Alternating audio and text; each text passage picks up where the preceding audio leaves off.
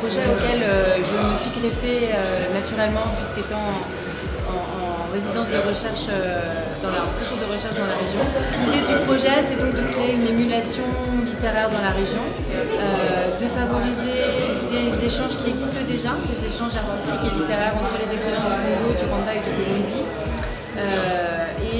Et en fait de créer au-delà de la rencontre littéraire une véritable rencontre humaine. Donc on a conçu ce projet de la manière la plus collective et participative possible. Alors on est très satisfait des résultats, bon, c'est vraiment à chaud. Tout le monde a l'air très satisfait de la richesse des échanges. On espère évidemment que ce projet continue, c'est prévu.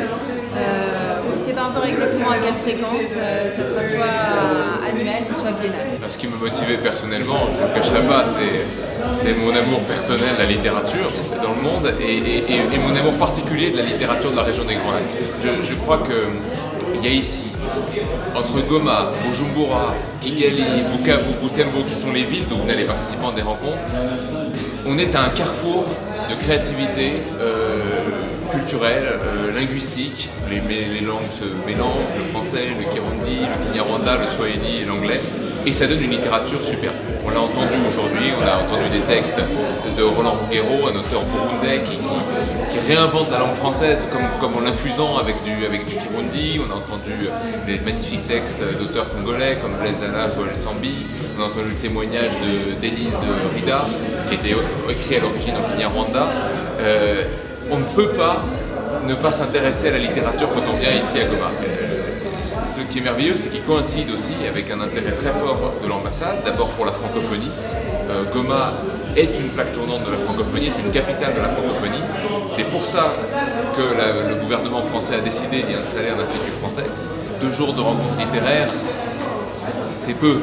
Le but n'est pas de résoudre tous les conflits, mais en réfléchissant, le thème de cette année c'était l'écriture du conflit, et si on a pu poser une toute petite pierre à l'édifice de la réconciliation, je crois qu'on ne peut que se féliciter. Donc la paix, la francophonie et l'amour de la littérature, 3 bonnes raisons de se réunir. On a cherché des thèmes pour permettre à des écrivains de tous horizons de se parler. On a pensé à la terre, on a pensé à l'identité, malgré tout à Goma, une ville qui se relève de 2 décennies de conflits. Il s'est imposé à nous tous avec la force de l'évidence, et je crois que la richesse des discussions sur ce thème montre qu'on n'a pas fait un trop mauvais choix. L'idée de base, c'était vraiment de créer une rencontre humaine à travers la littérature, et j'ai l'impression que ça a plutôt bien marché. En dessous du volcan, on y était? Ouais.